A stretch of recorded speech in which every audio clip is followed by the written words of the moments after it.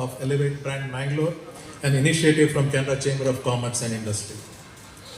The Canara Chamber of Commerce and Industry is dedicated to fostering the growth and development of trade and industry in the coastal region of Karnataka since its inception in 1940. Its primary objective is to serve as a catalyst for economic progress by supporting entrepreneurs, businesses, and industrialists through advocacy, information dissemination, and facilitating a favorable business environment. KCCI aims to promote responsible corporate citizenship, encourage inclusive growth, and ensure sustainable development through collaboration with government agencies and community stakeholders. I would love to begin with a quote by U.S. Malya, whom we all can proudly call today as the father of modern Mangaluru, Dakshin Kannada. He said, "Please do not ask me to give a speech anytime. Please let me know if you want me to work for the development of your region and your town." Today, we have invited two such leaders of our region who are both our pillars of strength. Our MP, Captain Brijesh Chauta, and our esteemed speaker, Shri U.T. Kader, for the event, both of whose actions speak louder than words. Their vital role plays a great deal of significance in shaping up the future of Dakshin Kannada and Mangaluru. We are grateful to our MP, Captain Brijesh Chauta, in accepting our invitation to have a dialogue session with us today. We welcome you, sir, and may I now request our Honorary Secretary, Aditya Padmanabh Pai, to florally welcome our MP, sir.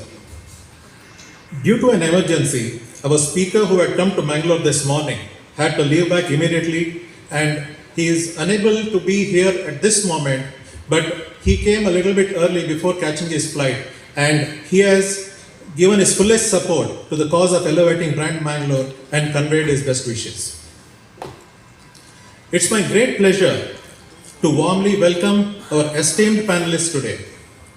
Mr. Rohit Bhatt, Dr. Vishal Hegde, Mr. Sandeep Shenoy, Mr. Prashant Rao Arur, and Mr. Vijay Kumar Kodyalpai. Each of these distinguished professionals and leaders bring in a wealth of knowledge and experience across diverse fields, enriching our discussion with their unique insights and expertise. Please join me in extending a heartfelt welcome to our panelists today.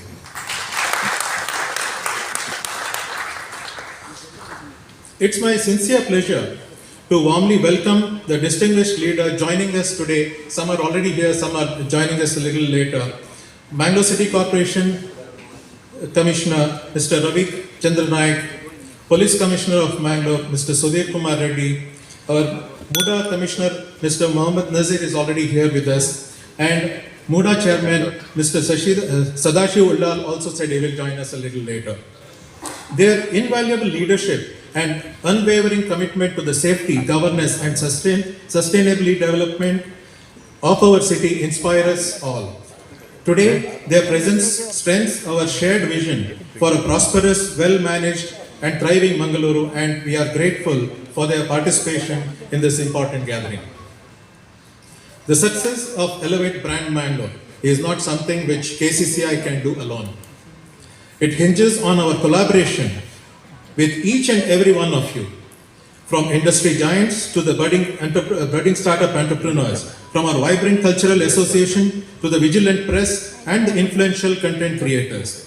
I see a full house today with leaders from various trade bodies, industries, esteemed members of the press, and influential voices from our community. Your presence here is a testament to our shared belief in Mangalore's potential. A warm welcome to each one of you. We are also honored to have Mr. Johnson Pellis as the moderator of today's panel discussion. Guiding our conversation with his thoughtful leadership, I would also like to extend a warm welcome to Johnson, and I'm sure we will have an insightful conversation and discussion today. As we gather to discuss the future of our cherished city, I am reminded of the profound words of Ullal Srinivas Malya, who once said to Prime Minister Lal Bahadur Shastri, "Sir, you might have faced this hardship just once, but the people have to endure this every day." These words were spoken during a difficult journey designed to show the Prime Minister the daily challenges faced by the people of our region due to the absence of adequate infrastructure. This moment was a powerful lesson, not just for leadership, but for every individual involved, from the first person who faced this hardship daily to the highest office of the land. It was an awareness and a courage of that first person to contact the villager crossing the stream, the farmer struggling with poor access, that sparked a chain of awareness leading to transformative action. Inspired by this shared understanding, the government approved the construction of new bridges and significant infrastructure improvements that revolutionized connectivity, transforming lives and opening new opportunities for generations. Today, we are at a crucial juncture of growth, and it is very important that our government recognizes this need.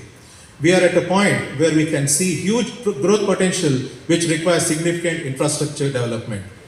In last few years, we have grown leaps and bounds with our 100 new IT companies starting operations, many MSMEs and startup opening up here, a massive increase in student population seeking quality education, rise in tourism and water sports activity like stand-up paddling and surfing, recognition to our art, culture and film industry, and there are many, many more.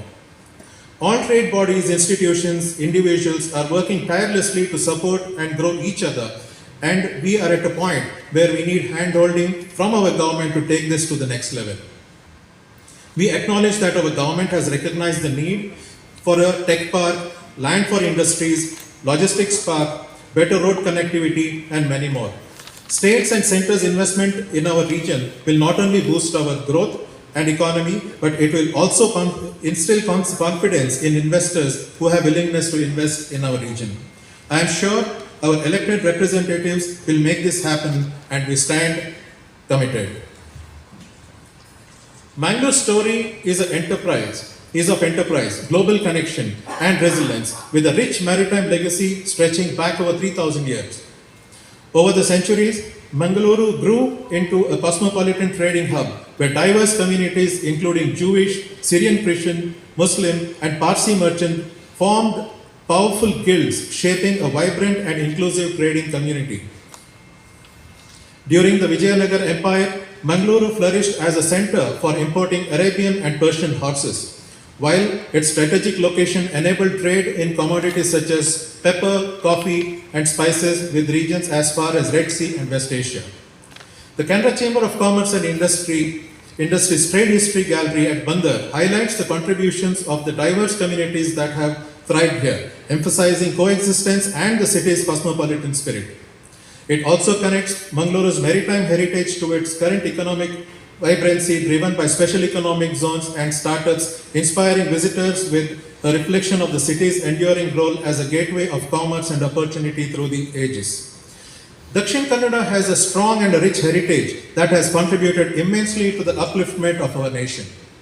Yet, we have so much more resources, talent and potential to offer that remain to be fully explored and harnessed. We know well the depth of our talent pool and resources, but why are we struggling to create sufficient opportunities here? Why is our talent being drawn to other cities and countries? Are we missing something important? Are we telling the world that what Mangalore has to offer? Is our voice heard beyond our borders? These questions compel us to come together and collectively work to amplify our message.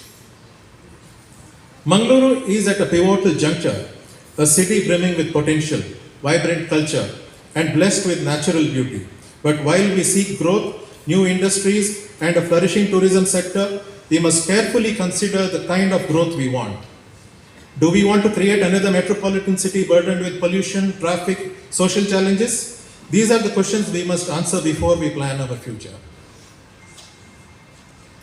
Our city has a proud history of contributing to modern India's growth. Mangaluru's role as a major port has connected us to global trade routes, and we are famously known as cradle of Indian banking, having nurtured some of country's earliest and the most influential financial institutions. Alongside this economic contribution, Mangalore has been a center for educational excellence and healthcare, promoting social progress and upliftment of life. This unique blend of commerce, finance, education, and culture makes Mangalore a vital player in India's modernization and inclusive development.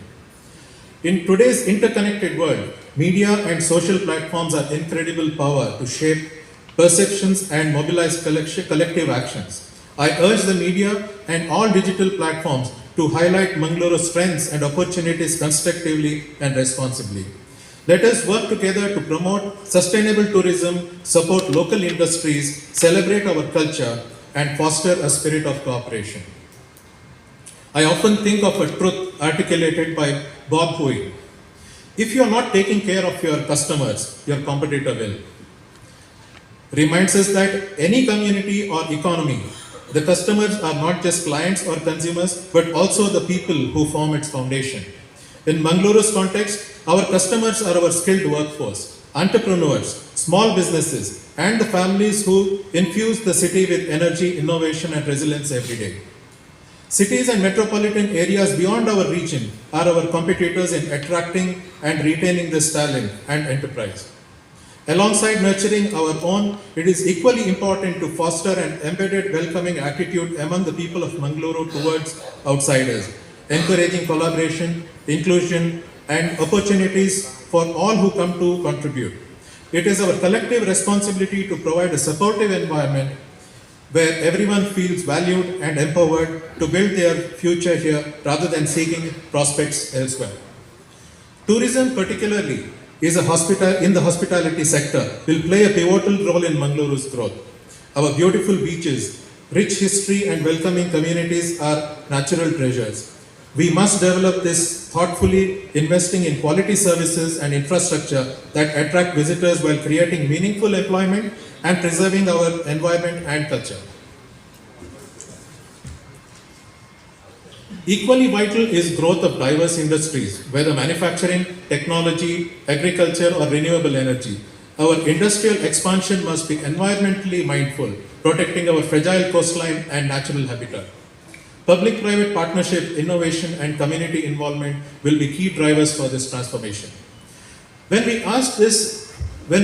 discussed this program with our Member of Parliament, he asked us why are we not organizing such initiatives in cities like Bangalore or Mumbai to bring wider awareness. Yet, this event's true purpose is to unite us here, strengthen our collective voice, and then present Mangaluru's story confidently to the world. Mahatma Gandhi once said, "I am here because of you." In this context, what I would like to convey is, we all well-wishers of Mangalore who are a part of this ecosystem should make this norm to make our respective customers feel comfortable and welcome. From rickshaw and bus operators to the industrialists and healthcare providers, everyone must work with sincerity, humility, and honesty to reflect our cultural identity of Atithi Devo Bhava. This also applies to all government bodies and licensing authorities who need to make our guests and investors feel comfortable and welcome to invest in Mangaluru.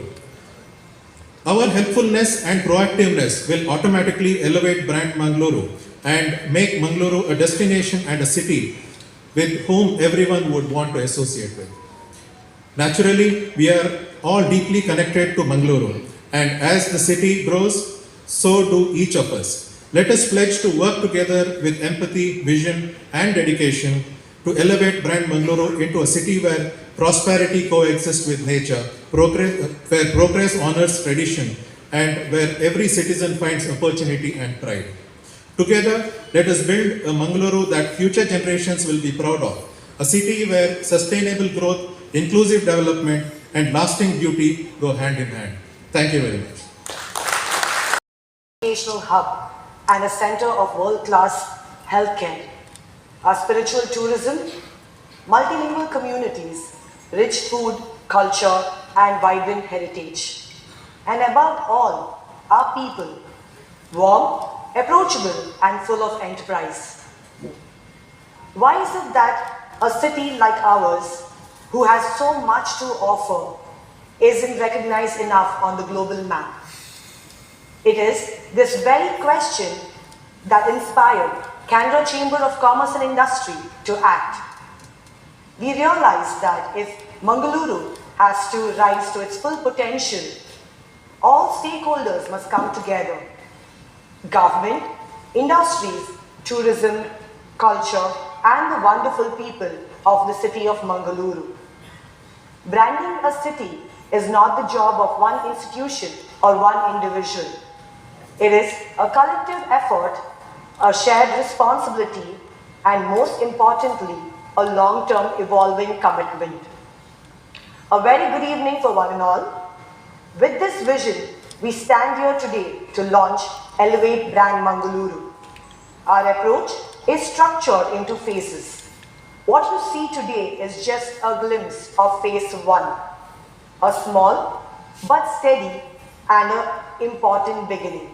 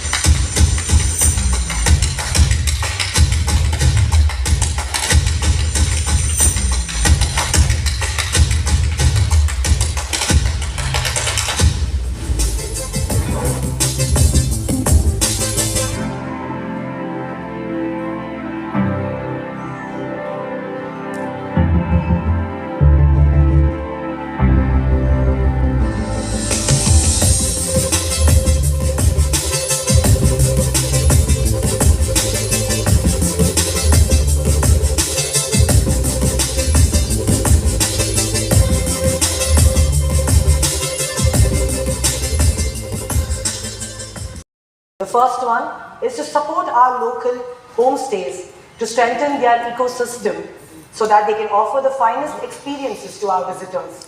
The second, a pocket-sized itinerary which can be helping any visitor explore Mangaluru in a day. Third, take home a piece of Mangaluru with our unique souvenir collection. Fourth, but not the last, the Kudla podcast, a platform that will take the spirit and stories of Mangaluru to the world. We want to highlight our city's assets in the most positive way so that we can leave a lasting impression, bring in investments and new opportunities, strengthen tourism and create employment, develop our resources and grow our economy, and most importantly, create pride in our identity for us and for the future generation. Branding a city is not a one-day event or a single campaign. It is an evolving lifelong activity, one which requires execution, review, improvisation, sustained consistently over time, and leave a legacy for the future generations to take lead ahead. This is why we turn to you, our stakeholders, in this room and beyond. We invite you to join hands, share ideas, identify new projects, and work collaboratively. Together, let us ensure that Mangaluru is not just known, but recognized, remembered, and celebrated around the globe. This is our opportunity to give back to the city that has given us so much. This is our chance to place Mangaluru as the boldest and the most unmissable pin on the global map, just where it belongs. So let us dream big and let's elevate brand Mangaluru.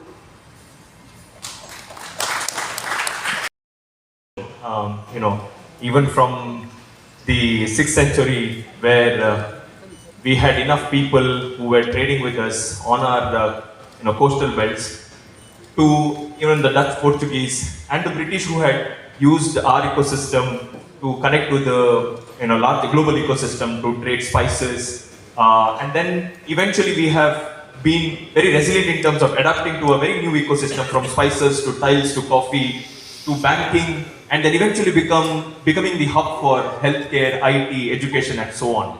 And then now we are talking about startup industries, and there's the kind of dynamism that we have seen. This ecosystem is sort of living ecosystem. We have also been proud of all our people who are making names in the global ecosystem. The diaspora is widespread, but right now there is a need for all of them to kind of converge and see whether we can really accelerate the potential that Mangalore really has. So to start with this whole conversation, we have seen some of the early success stories in our ecosystem.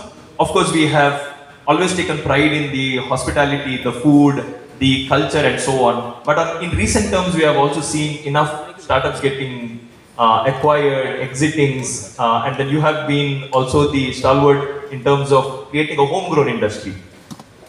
You're also having this responsibility of bringing together all industrialists in this region to create or nurture the next generation of entrepreneurs. So, Mr. Rohit, starting from you, how do you see the resilience, how have you witnessed the resilience of this particular ecosystem? Despite of global crisis, despite of COVID being there, we Mangaloreans have stayed put and then made sure that the ecosystem has constantly grown. From you being a witness from a homegrown company to having the first exit, and then you seeing more number of companies doing the same, what's your take on the ecosystem's resilience? Yeah, I think, our region has always been known as a education hub, healthcare hub, and banking hub, and all these things. But in the last couple of years now, what we are seeing is an increasing tendency of companies to look at this as, an upcoming IT hub. Okay.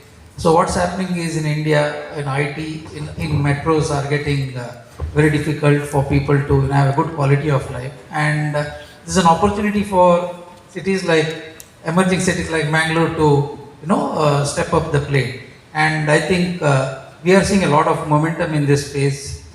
In the last 2-3 years itself, we have probably had 40 new companies setting up in this region. We would have probably added at least 7,000 to 8,000 IT jobs in this region, and we are an ideal region for both the IT as well as startup ecosystems to grow, because we are a talent hub. 25 plus engineering colleges producing 15,000 engineers every year, 150 plus graduation colleges producing 40,000 plus graduates every year. In IT, we are already exporting more than, I think, $500 million. That's $500 million of IT is already produced in this region. And these are all well-kept secrets. Okay, we should, through this whole brand, most encouraging thing, Johnson, that I have seen is this region got its third biggest exit, right?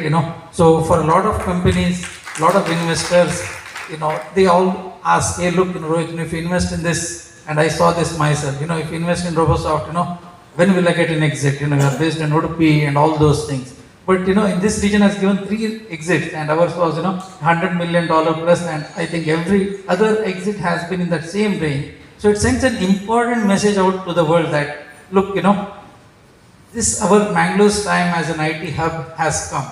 Okay, and data shows it more and more. jobs are getting created and more talent is looking at coming back to Mangalore, and I think the resilience is paying off. And when IT grows, clean industry, it creates a lot of auxiliary, employment, and I think that points to a great future for us. Yeah, I'm also being mindful because MP sir is also there. So being very particular that we don't only focus on IT, and that there are so many new industries that we are also talking about, and KCCI representing pretty much all industries.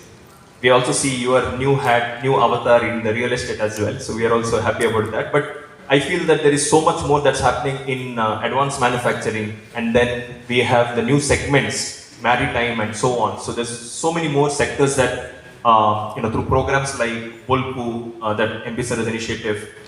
So we see a lot more emphasis being laid on that. But coming to education, because we always take pride in Mangalore being an education hub.